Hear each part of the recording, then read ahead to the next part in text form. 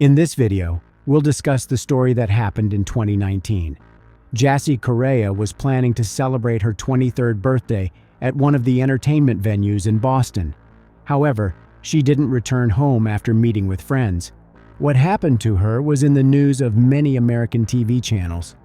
Jassy Correia. Jassy Correia. Of Jassy Correia. Jassy Correia. Jassy Correia. Jassy Correia. Jassy Correia. Jassy Correia. Jassy Correia. Jassy Correia. For Jassy Correia. Of Jassy Correia.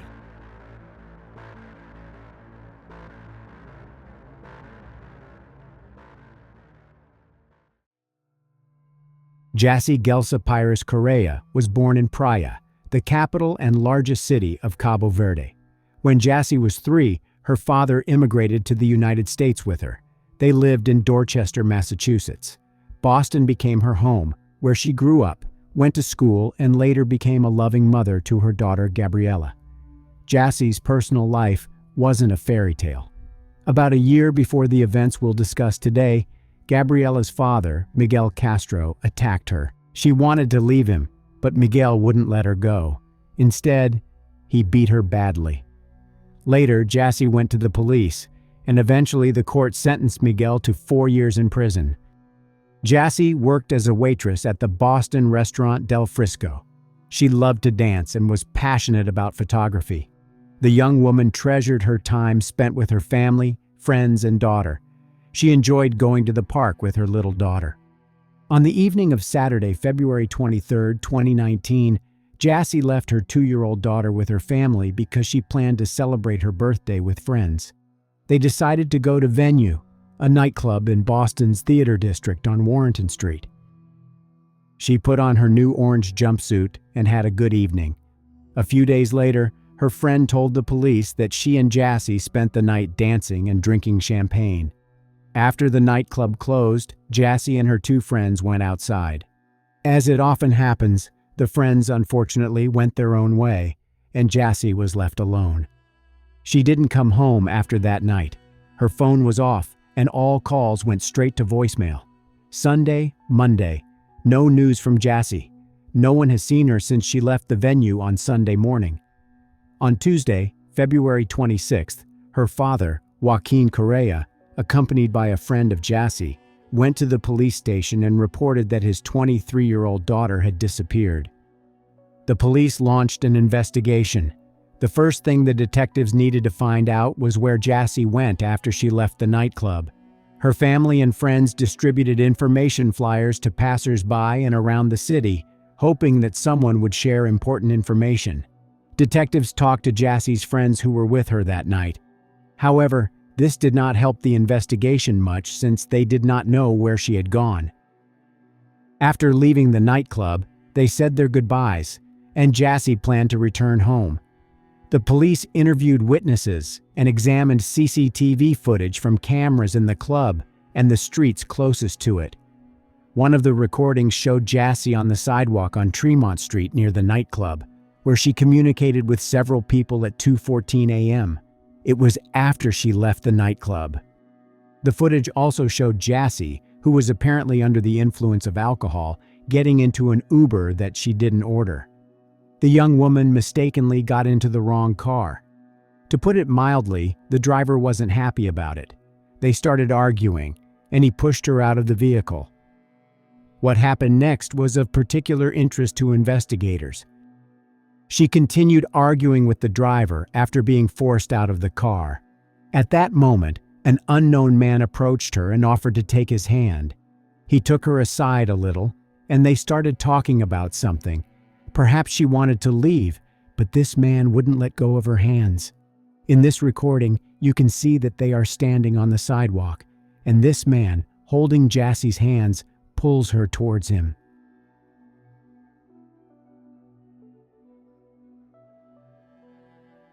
Further examination of the CCTV footage showed that Jassy left the area with this man. Knowing how this story will end, one realizes she fell into the clutches of a predator who decided to take advantage of the situation. The next video from the cameras shows that Jassy jumped on the man's back and he carried her to his car. They got into the car and left 14 minutes later. The police had to find answers to many questions. Who was this man? Where did he take Jassy? Fortunately, they quickly found out his name and address. The man Jassy was with turned out to be 32-year-old Lewis Coleman. He grew up in a good family and, according to some sources, had a master's degree in physics and had no problems with the law. There was no information in the police database that Lewis Coleman owned any car. However, his mother, who lived in California, had a red 2016 Buick, and it was just the kind of car in which Coleman put Jassy Correia. Coleman lived in Providence, Rhode Island, about 50 miles from the Venue nightclub. The police arrived at his home, but the man was no longer there. CCTV cameras inside and outside the building confirmed the worst fears of the police and Jassy's family. The drive from the Venue Club to Coleman's apartment in Providence was about 1 hour, which means he stopped somewhere because he returned to his apartment on Sunday at 4:15 a.m., about 2 hours after he put Jassy in his car. The following day, Coleman emailed his colleagues. He said he would be gone for a few more days. "Hi all, just giving everyone a heads up that I'm still out sick. I'll be back in a few days," Coleman wrote. Judging by what he wrote, he needed time to hide the traces of the crime. That's what he tried to do in the next 2 days. Now, we will look at more CCTV footage that will allow us to understand what happened to Jassy after she left with Coleman. The police never released the first recording for ethical reasons, but it showed Coleman going to his apartment with Jassy. Below is how FBI Special Agent Thomas Zukauskas described what he saw on the recording. A short time later, Coleman walked from the red sedan towards the front of the building carrying a body with long hair and orange pants. "I believe that this footage shows Coleman carrying the victim into his apartment building," Zukauskas said. According to him, the video from the building's lobby shows that at about 4:27 a.m., Coleman entered the building carrying a woman in his arms. Then he got into the elevator and went up to the 6th floor. Jassy was not moving at the time. She was either unconscious or already dead. On Tuesday, February 26th, the very day when Jassy's father reported her disappearance to the police, Coleman was caught on cameras in Walmart. The list of goods he purchased was very revealing. The receipts that the police obtained indicated that he had bought 3 Tyvek suits, duct tape, 2 candles, electrical tape, a mask, surgical gloves, 2 pairs of safety goggles, a respirator, and the CLN Release bleach bath. The next day, on February 27th, while relatives and friends distributed information flyers with Jassy's picture to passers-by, Coleman again went to Walmart. The footage, shot at 9:22 p.m., shows him wheeling a cart, which again contained very characteristic items. This time, he bought a large suitcase and a canister. On February 27, 2019, at approximately 9:58 p.m., Coleman appeared on video entering the apartment building with what looked like a new, large suitcase. Next, the footage shows that on February 28, 2019, at 2:15 a.m., Coleman wheeled the suitcase away from his apartment unit towards the elevator, out of the building, and into the parking lot to his vehicle. This footage does not need more comments. Watch it, and you will understand everything.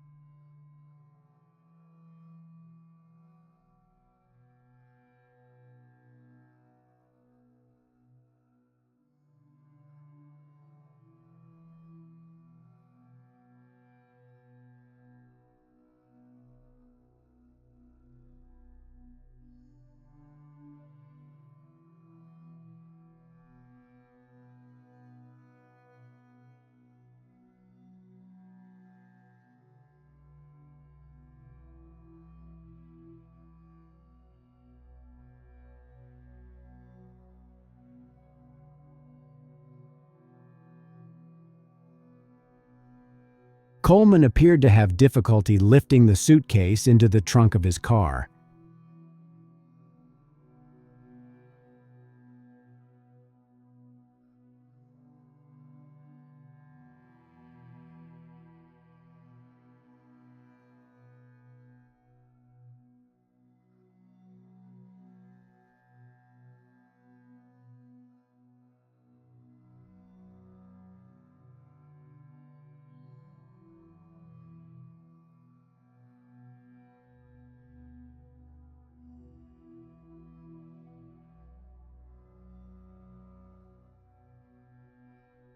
Between 2:44 a.m. and 4:02 a.m., Coleman allegedly left the building several times with cardboard boxes, trash bags, a bottle of bleach, a computer tower, a black laptop case, and a small duffel bag. Jassy Correia has never left Coleman's apartment since the morning of February 24th, then U.S. Attorney for Massachusetts Andrew Lelling told reporters. Later in the day, on February 28, 2019, the police obtained a search warrant for Coleman's apartment, where they found 2 packages of hooded coveralls and 2 respirator masks. They also examined a sofa with 4 large cushions. One was missing a cover. In a dumpster outside of the apartment complex, they found white trash bags, a bag containing plastic sheets, men's jeans with bleach stains and a belt, a white nylon hooded coverall, an unfilled box of baking soda, clear safety goggles, duct tape packaging, rubbing alcohol, Walmart bags, used plastic gloves, an empty package from a car air freshener, 3 used packages of purifying charcoal, and a sponge. On the afternoon of February 28, 2019, the police stopped Coleman's car near Wilmington, Delaware. Officers ordered Coleman out of the vehicle and asked if anyone else was with him. Some sources say Coleman answered, "She's in the trunk."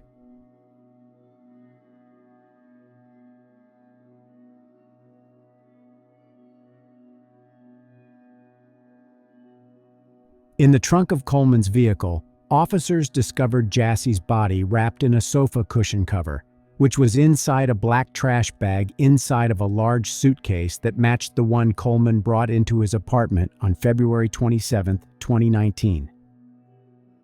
Experts who examined the car found cracks on the windshield in 2 places on the passenger side. It gave the police reasons to believe that the man attacked Jassy in his car. They arrested Coleman and transported him to a Delaware State Police barracks. While there, Coleman had a large bandage on the right side of his face. When asked about it, he allegedly replied, "It's from the girl." During the forensic examination, the experts established that Jassy died of strangulation and blunt force trauma. Moreover, they found seminal fluid on her body, DNA samples of which matched Coleman's. Prosecutors have said Coleman's DNA was also under Jassy's fingertips. At the same time, experts could not determine where exactly Jassy died. It could have happened in the car or Coleman's apartment. Jassy's death was a shock to her family. No less sad was the fact that her 2-year-old daughter had lost her mother. Some representatives of the Boston authorities visited the Correia family and promised to get justice for Jassy. As often happens, some people accused Correia via social networks of being alone on the street at such a late hour. Suffolk District Attorney Rachel Rollins expressed her opinion on this. Jassy was not in the wrong place at the right time. She was right where every woman has every right to be, celebrating her birthday on a night out with friends. Let's not fall into a discussion about whether we should walk home alone or how many people we should call when we're leaving the club. If anything, let's remind the men in our lives that violence against women isn't a woman's issue. It's a problem that men take responsibility for in their lives, in their sons' lives, and in the social lives with friends and colleagues. On Saturday morning, March 9, 2019, grieving family and community members came to St. Peter's Parish in Dorchester to say goodbye to Jassy Correia. Some loved ones wore all white, while others wore pinned buttons, shirts, and sweatshirts that displayed Jassy's face and the phrase, "Justice for Jassy." As a family, as friends, as a community, we express our sadness, But we must also accept the death of Jassy. We do not know, but God knows. And I have faith and trust in God with all of my heart that her death was not in vain," said Miquela de Andrade, a cousin and best friend to Jassy, while delivering the first eulogy. Boston Mayor Marty Walsh also spoke and promised to work toward creating a safer world for women. "Young women deserve to go out at night and celebrate their birthdays with their friends, and they deserve to come back home afterward to their children and their families," Walsh said. "No family should ever go through what Jassy's family has endured." Joaquin Correia, Jassy Correia's father, thanked the crowd of over 200 people inside the church. According to one cousin, Jassy's mother, who lived in Portugal and had not seen her daughter in 20 years, was also in attendance.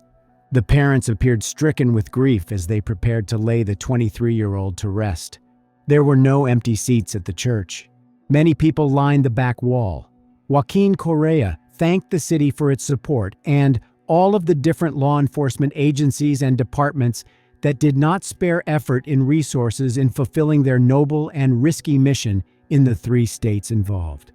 "Rest in paradise to my dear Jassy," he said. "Rest in peace, my dear child." Lewis Coleman was charged with kidnapping resulting in death. The charge of kidnapping resulting in death could carry the death penalty or a life sentence, but in November 2019, prosecutors announced they would not seek capital punishment for Coleman. During the trial, prosecutors presented a range of evidence, from a video showing Coleman dragging Jassy Correia's body into his apartment in Providence to the history of his online search in the days following her disappearance. FBI agents described the online searches Coleman made in the days after the alleged kidnapping. They included, "Can a person fit in a suitcase?"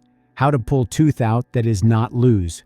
But Coleman's legal team has argued the evidence presented by the prosecution had little to no relevance in the charge against Coleman. It is not a case about whether he handled himself properly after her death, whether he did things that were illegal, inappropriate after that. And that, frankly, has been where the bulk of the government's evidence has laid. I would suggest that none of these things are determinant of the elements of the kidnapping allegation, said attorney David Hoos. Several motions filed by the prosecution and defense described in detail what happened the night of Jassy Correia's disappearance and the days before the police found her lifeless body. The sides had different narratives about what happened, but the documents revealed frightening details about the unfolding events and the circumstances that led to Jassy's death. Prosecutors proved that Coleman was at the same nightclub as Jassy and her friends. Inside the club, he was chatting with a woman he had just met. It wasn't Jassy. They talked, danced, and even exchanged phone numbers. They texted each other while at the club and after it closed. The defense and the prosecution expressed 2 different points of view. Prosecutors said Jassy was not the aggressor and that Coleman took her life after tricking her into believing he would give her a ride to her friend's apartment. Coleman's defense team argued otherwise, saying that Jassy behaved aggressively after the Uber driver pushed her out of the car. At trial, defense attorneys tried to argue that Jassy started the fight with Coleman on her own initiative and that the crime was a sudden altercation rather than a planned and executed stalking, kidnapping, and deprivation of life. Prosecutors said that the gist of the defendant's argument appears to be that the victim, who weighed 119 pounds at the time of the autopsy, assaulted the defendant, who weighed 200 pounds at the time he was booked. Coleman's lawyers tried to downplay their client's role in the crime. After all, in addition to alcohol, the toxicological examination showed traces of several different types of prohibited substances in Jassy's body. In June 2022, Coleman was convicted on 1 count of kidnapping resulting in death. The defense team filed a new motion, arguing that the evidence is insufficient to sustain a conviction. However, they could not influence the outcome of the trial. In October 2022, the court sentenced 36-year-old Lewis Coleman to life in prison without parole for kidnapping and taking the life of Jassy Correia. The court also ordered him to pay her family about $60,000 in compensation. Jassy Correia was a vibrant and beautiful 22-year-old woman and mother of a toddler daughter. Louis Coleman, a total stranger to her, abducted her, raped her, and strangled her to death. The pain and suffering Louis Coleman inflicted on Jassy Correia that night and her loving family, her mother, her father, her brother, and so many others every single day since February 24, 2019, will never be relieved by this sentence. By his depravity and his horrific disregard for Miss Correia's life, Louis Coleman forfeited his right to live free in society, said First Assistant United States Attorney Joshua Levy in a statement. To this day, Louis Coleman has shown no remorse. After he lured 22-year-old Miss Correia into his car, sexually assaulted her, and violently killed her, Louis Coleman did not once consider turning himself in. Rather, he concocted a gruesome plan to conceal the assault and murder he just committed. Today's sentence of life in prison is a just punishment, Levy said in a statement. It remains unclear where Louis Coleman was taking Jassy's body and what he was going to do with it.